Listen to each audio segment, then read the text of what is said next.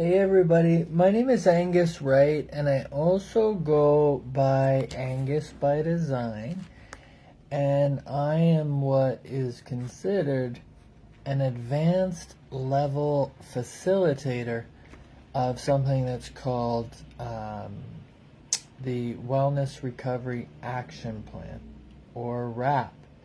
And in 2026, it's launching as WRAP Inc. through the Advocates for Human Potential.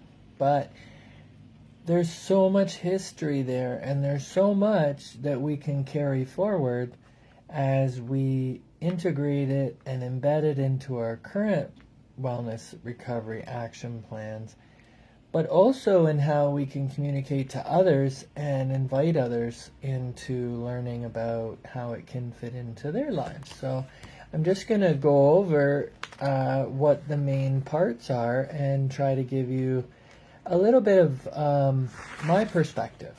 Okay? So one of the things that I have found, and I'm telling you, oh my gosh, when I got to recertify in July of 2024, right here in Canada, in Ottawa, Canada, through the Advocates for Human Potential, it was magical for me. It was so incredible to sort of see how, my introduction to this program really started in 2019, but how, just what feels like an eternity, of course, because we've all been through the same, many last years. But if you look at the bigger picture, and in terms of how the new updates and the new ways of doing things and all the new options that are coming out, like, it's really happening fast. It's really developing fast. And there's new tools and new ways and new folks, new options in order to be able to not only keep up to date with our own, but also be out there, be helping, be giving back to the communities who brought these tools to us. So the very first thing I learned about was how we want to develop a safety agreement. Now, this is an evidence-based practice, and we'll get into that in a moment. But the idea around developing a safety agreement is that can be applied to everything. So in this case, my safety agreement is going to be that I'm going to try not to use language that's too clinical. I'm going to try to use I statements. I'm not going to share other people's stories or their opinions. I'm going to try to keep it to myself and how it applies to me. And I'm just going to do this from a perspective of knowing that this is going out onto the World Wide Web. So I can definitely appreciate how this could feel safe or not feel safe, both for myself and others. So if I need to stop the video, if I need to refocus, if I go down a rabbit hole, then I can actually press pause and I can stop and do that. Then we talk about safety action plans. So, I definitely have a number of safety tools. I know that on Facebook, I know the terms and conditions, I know the legal responsibilities, I know the community posting guidelines. I've been engaging in social media since it was birthed, or since it became onto my radar, but I've been participating in online forums for quite a number of years now. I would say close to 30. So that safety agreement is the first thing. So if you're receiving this and it's too much, or you're going into a place of rumination or something like this, scroll away. There's a World Wide Web out there of things that you can look at. But if you want to kind of look at the different parts of WRAP, or the Wellness Recovery Action Planning, and how that fits into my life and other people, then, stay tuned, right? So I like to kind of go over the main parts of WRAP, but I'm going to start with the origins. So you may have heard of this woman named Mary Ellen Copeland.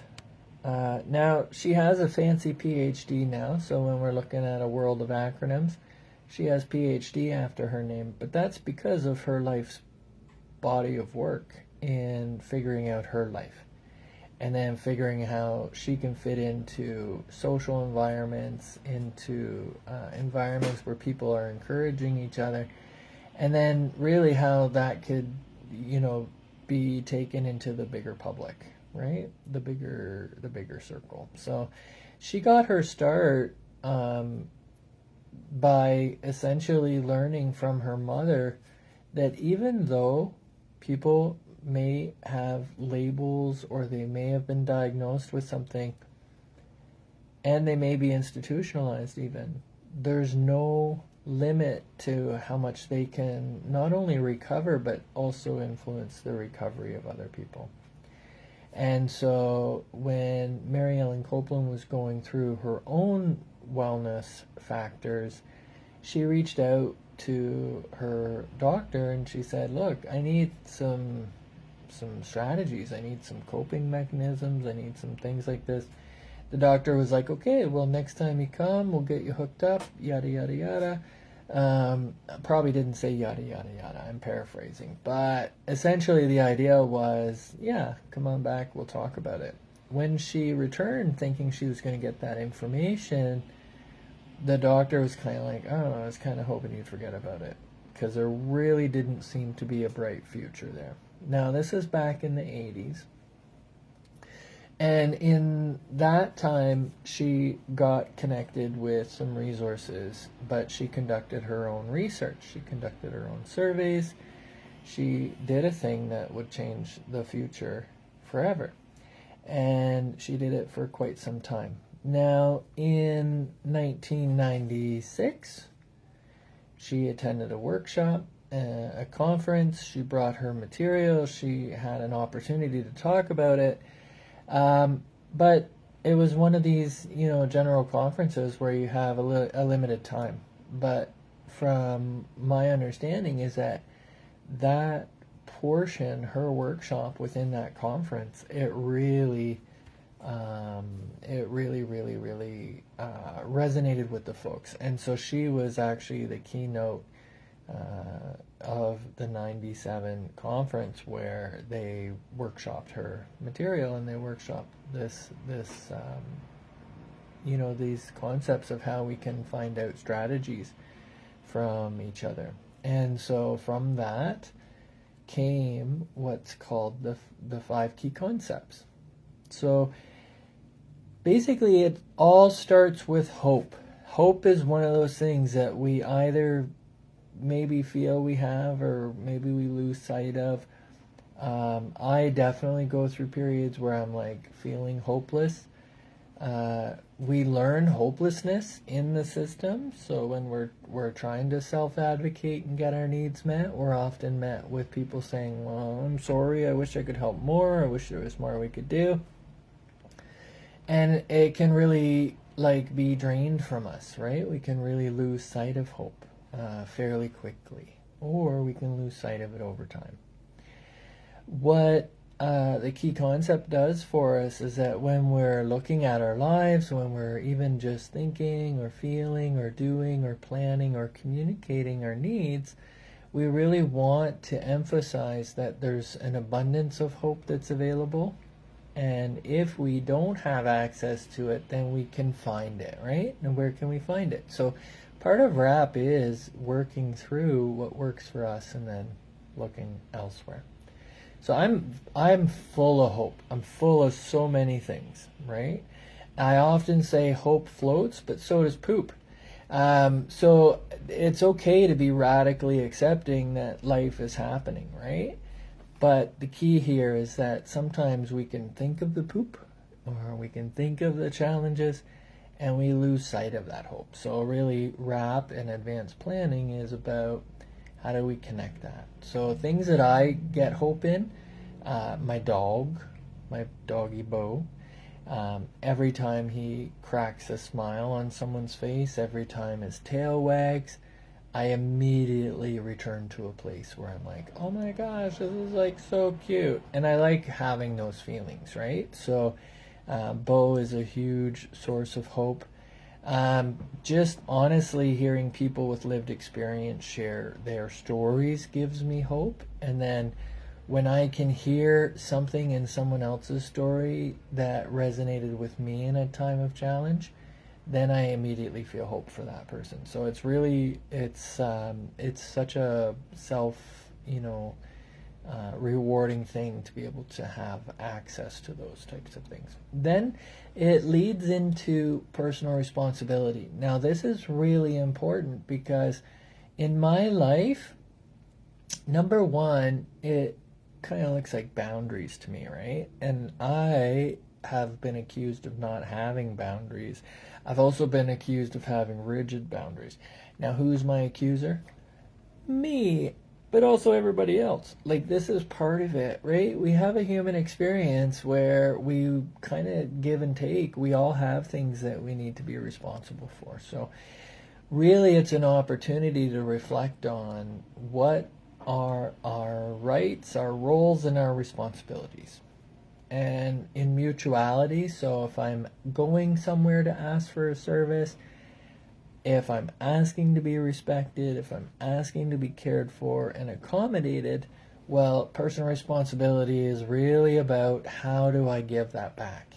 Now, I often get really worked up when I see the whole like we deserve to work in a respectful thing, mostly because I have a self, inner kind of Karen that wants to speak to everybody's manager when I have a need. But ultimately, at the end of the day, the people who are in those roles are people.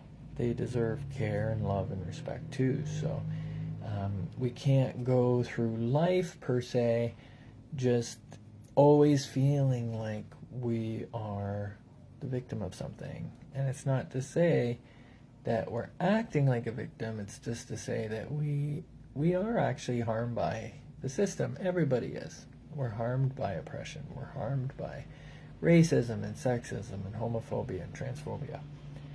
Personal responsibility allows us to make it about us, not it, right? Make it about our interconnections. Now, how do we do that? Well, education. So if you listen to me, I often will say, don't listen to me. Why is that? Well, because if education is important to you, well, I only have a grade 8 education. I was only able to complete grade 8. Does that make me less of a person? Does it make me less intelligent? Does it do it? No. Does it make me lesser than, or does it mean I have to listen to people who have other degrees or certifications? Absolutely not. Just because somebody has a credential, it doesn't mean they have the ability to take care of what my needs are. So educating myself about my needs, educating myself about what other people are saying goes a long way. Then there's self-advocacy, and that is where I get to basically articulate and decide and emphasize and specify my needs, my wants, and my rights, and the requests that I make. But it's also in that way because, again, one thing leads into another. I'm making sure that that's all reasonable, that it's achievable, that it's accessible, that I'm not going through life just demanding things, right? So being able to remain calm and cool and collected. Now, that also leads to support. So support is complex. It's looking at, who are my supporters? What is the support that I need? It could be general, but I really want to try to be as specific as possible. I want to be as present as possible. I don't want to bring a huge amount of the past or the future into things.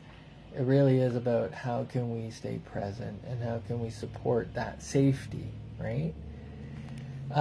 So these are the key concepts that a community of people had workshopped and that Mary Ellen Copeland had worked into her program. In 2003, a team of folks, a team of peers, opened up the Copeland Center for Wellness and Recovery, and it was named after Mary Ellen's mom. And that really became a small hub for putting out this program. Now, back in that time, it was a different time and a different place and a different space. So in 2010, Mary Ellen Copeland, with all of her gumption and her know-how and her chutzpah and her, compassion and her love for these things, she partnered up with some folks, and she did the study for mental health. And there were a whole bunch of people who went through the process to have it turned into an evidence-based practice. And it went into the Substance Abuse and Mental Health Services Association or Administration, or SAMHSA. It went into their database of evidence-based practice. So that's then. This is now the future of rap. It's brand new. It's restored. It's going towards the future. It's looking at the latest and the greatest in terms of accessibility measures and clarity. And so this is something that we're taking a look at. Now, I want to get back into it. I'm already straying. That's how I roll. But so when we were looking at those key components, so the RAP is made up of those 5 key concepts, right? And those get applied to all the other parts of it. We then look at, and I look at, what are my wellness tools? So what are the things, the easily accessible, the cheap, the reasonable, the things that are practical that we're going to do in order to avoid crisis or to get out of crisis or to avoid hospitalization. So the wellness toolbox really is just a list of all those things that we've brainstormed and workshopped, right? They're the things. So my wellness toolbox, if I'm looking at, now I look at it, my truck, for example, it can be a wellness toolbox. So if you look in my truck, you'll see I have extra chargers, I have things that tie things down, I have things that allow me to write or draw or color. I have things that keep me warm or cool me off. I have tools and things for Bo, so my dog, I know that he's covered. There's like a little bit of snack in there for him. My truck itself, all the features, these are things that I was able to get that really just support my life. My wallet is a wellness toolbox, so it has the information that I need. It has information I can provide for doctors and medical care. I have a couple of little rubber duckies in there. I have a little stone in there. Because I like puns, so I say I can kill 2 birds with 1 stone when I'm in a cashier line, and it's like, ha ha ha, here's this weird guy with like these little rubber duckies. Now, they're meaningful to me because I got them from a friend's booth that he held at a Pride event, and they were these little tchotchkes. And then the stone is something that I picked up when I went for my advanced level facilitation in September of 2022. So these are things that are just meaningful for me. So once we have that, then we go into the parts of the daily plan. So this is where we're identifying and we're jotting down or writing down the things that we need to do every day to stay well. So we develop like a daily maintenance plan. We develop a little guideline for us to try to hold on to. There's the stressors and triggers. So depending on language, people can identify as feeling triggered and then come up with their trigger action plan. Some people find that word really like grating or very sort of dated. And so the idea is like we can adapt the language. We can't adapt the program. We're not really wanting to cut parts out of it per se.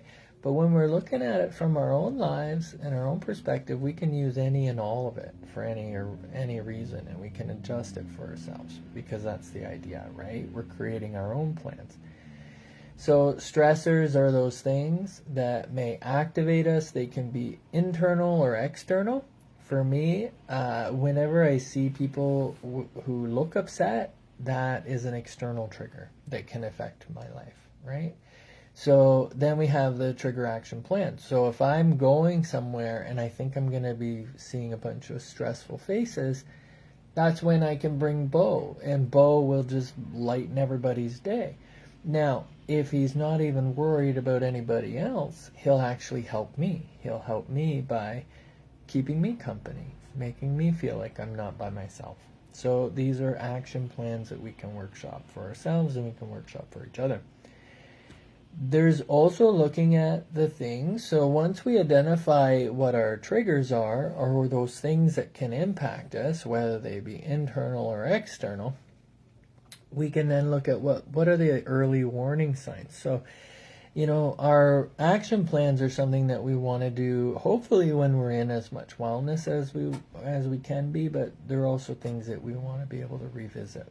So when we're looking at early warning signs, we're kind of channeling our inner Angela Lansbury, and we're sort of saying, okay, what was happening? So often an early warning sign for me is that I get forgetful and I get off pattern, right? So if I get forgetful, well then I know I can go back and I can look at my plan. So one of my wellness tools is my pen and a notepad.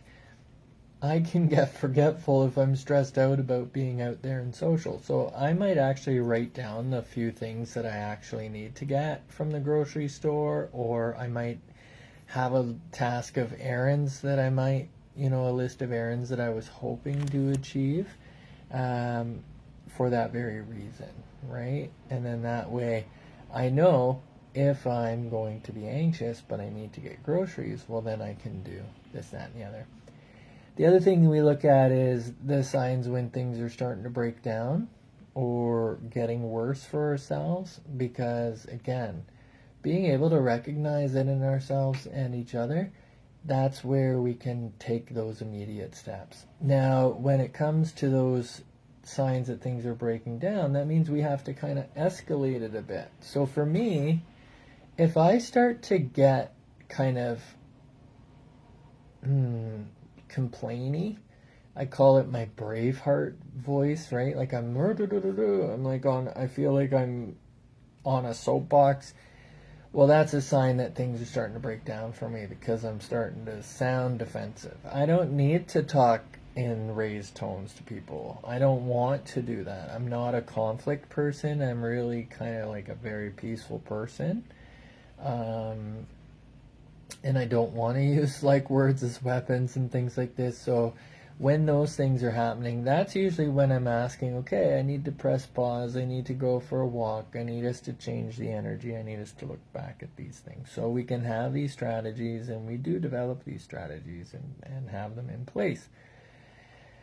And then signs that I'm breaking, like that things are getting worse, is I may start to avoid conversations with people. I may start to miss special dates and events that I've planned. So if that's the case, then I have plans in place to, which is usually just like, let's have a rain check type thing.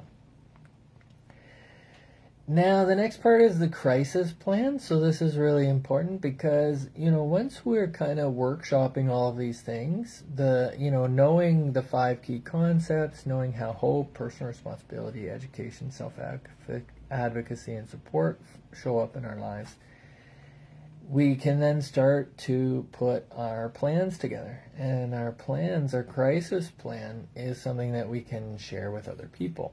Now, it can be as informal as a note, but it can be as super formal as having people sign off, like having supporters that we choose. Like we say, have up to 5 supporters in our lives, and sort of have an idea of what that looks like. And that's really because it creates a situation where we can ask people for the specific help that we need, or that we're entitled to, or that we have the rights to, right? And by having those supporters who are willing to advocate for us in a way that we wish to have advocation, then that's what supports us. So these crisis plans are basically, describing how we want to be supported during that time of crisis, but also how we do not want to be supported. And so, we can use it to basically let people know what our advance directive is. In Canada, in Ontario at least, we may call it like a personal attorney of care or for care. So again, understanding those languages and what happens, but also understanding what happens if we don't have these things in place is really important. And so that crisis plan is something that we can use. Now, one of the things I really love, because again, I don't want to go down a road of saying that I'm broken or that I am always going to have problems. But realistically speaking, I'm 49 years old, right? I often joke that I started planning for my 50th, existential crisis at 40. My hope is now I'm working on my 60th. When I turn 60 and I go into some sort of crisis. But this next part is the post-crisis plan. So if we're thinking at a time when our heads are clear, or we're revisiting a plan that we had, and we go into crisis again, it's actually really worth looking at again so that we can sort of see where things veered off, right? And so it's not looking at it from a lens of being harsh judges on ourselves. It's saying that once we come out of hospital or out of care, or we've had to reach out to our supporters, what does it look like when we no longer need that support? So for me, when I need help, I am a smushy little fluffy kitten. I'm a delicate flower. I'm super precious. I need you to have kid gloves.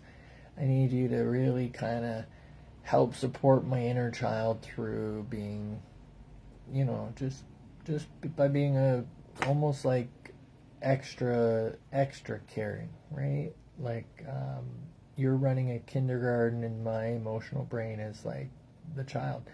Now, when I'm feeling better though, then my fierce independent, He-Man comes in, and it's really important for the people who understand me to be able to adjust to that, because I can be pretty pushy when I'm trying to really take and share and save my energy. So having this in mind, it really does help me to edit those parts out. So a RAP plan is something that needs to be developed by the person who will use it. If somebody else develops the plan for them or leads them along the way, it is not a wellness recovery action plan. It's not RAP. It does not fit into the values and ethics of RAP. So we always want to be, if we're sharing or caring, we always want to really emphasize that it's about personal choice. Now, there are scenarios in which people develop RAPs and then put it into other scenarios, or maybe they're guided in developing the RAP, but that's where the person that we're working with, the connection we have with them is really important. Because, again, I don't want to lead anybody down a path that isn't going to be something that is really meaningful to them. So that's important, okay? So that's it. That's, how has this showed up in my life? Well, I needed the tool. I really, really did. I felt like I was just being given the runaround. I felt like my arm was chopped off, but they were, everybody around me was just trying to hand me a Band-Aid or an apology for that. And so RAP came into my life at a time when when I got the book, I was so frustrated because what I needed was the peer. I needed the support to get through and to document it, right? When I did my first RAP seminar back in the fall of 2019, I got to do that, and then it didn't feel perfect for me. I was like, oh my gosh, this is what, but I also knew that it was a process because I knew ahead of time that I wanted to take it all the way. I wanted to be able to build for myself and to let and witness other people build for themselves what their recovery meant. And so I was able to do so in a seminar one. As soon as I became a facilitator, co-facilitator, that's really when the world shifted and accessibility changed. And it was really that moment where I feel like I got to shine. I felt like the whole universe had shifted for me because I had a reason. I had a reason to want to build and engage with the binder, the original binder that I received. And it really became about building the perfect seminar.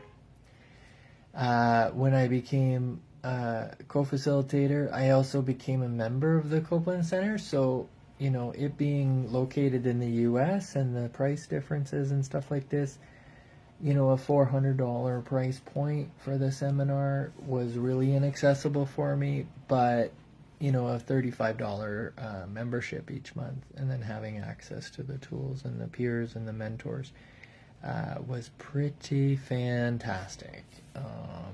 And that gave me all the experience that I needed so that when I wanted to give back to the organization that had supported me and the community of peers that, we had held space for each other during those very rough times, it really felt like I was able to give back to the people that I loved and really kind of give thanks and gratitude to the organization that really puts in the hard work all the time. So that's where I'm at. I want to end it there because I could talk forever. I'm hoping this is under 20 minutes. I mean, my goal is really just to not milk it for all it's worth, because you don't just have to listen to me. If my story doesn't resonate, if it does, whichever way, I'm a +1 me. But go over and listen to Mary Ellen Copeland talk about it. Go over and find how many people over the years, how many communities from all around the world. Look for those clues of how they've applied it to themselves, okay? One of the things that I want to mention, because I'm really looking to get into it really big time next year, is fidelity. Fidelity to the model, fidelity to the evidence, whether it be for RAP or anything else.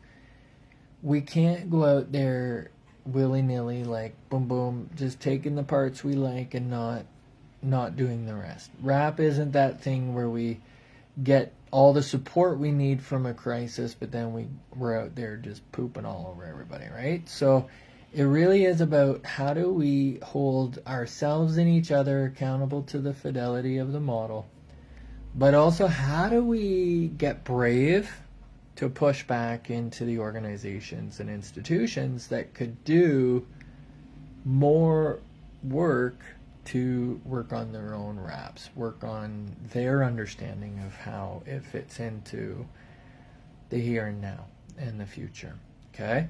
So again, I'm Angus Wright. I also go by Angus by Design. I've been an advanced level facilitator for the Wellness Recovery Action Plan since 2022 in September. I recertified and requalified in July of 2024 through Advocates for Human Potential, and in October roughly of 2024 I did all of the virtual training, and I am fully equipped and enthusiastic as an independent advanced level facilitator of RAP. I live in Canada. I'm not part of an organization. It is not a job for me. So if you're looking for that level of care, peer-to-peer, non-clinical, non-organizational, if you really want to develop it for yourself, for your family, or for each other, please do reach out, and I'm happy to help and support. I'm surrounded by and supported by an incredible international community of peers. So That didn't just happen. It's something that we make for ourselves. So please, if you need a community of practice, if you're looking for people because you're passionate about helping yourself and helping each other, or you're compassionate about recovery, please let me know. If you work for an organization, if you're wanting to bring RAP, or you're trying to understand what it means in the bigger picture, I also have so much knowledge and wisdom and love to share about branding, marketing, trends, time, blah, blah, blah, blah, blah, blah, blah, blah, blah. I've been around for 1,000 years. That's why I look like Gandalf the Wizard. But again, I'm still relatively young. So when I was 30, I was well over 500 pounds. My recovery over the years and the things that I've lived with and experienced and overcome, even though they're ongoing, it gets easier and easier and easier. So I'm so happy to share it with you. All right, everybody, take care. Check out Advocates for Human Potential. Click like, comment, subscribe. Find RAP in Canada.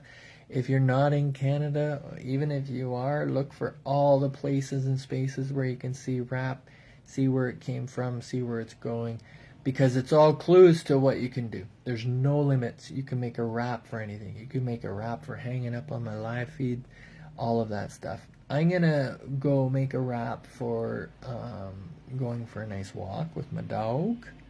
And this is my third little live video, so I'm gonna park that too, because I can do a lot of this, but I also can do a lot of this. So have a great day, everybody. If you're around tonight and you want to see me facilitate a thing, I'm just going to be getting together with a community of practice to hold space with each other. So keep connected. Take care.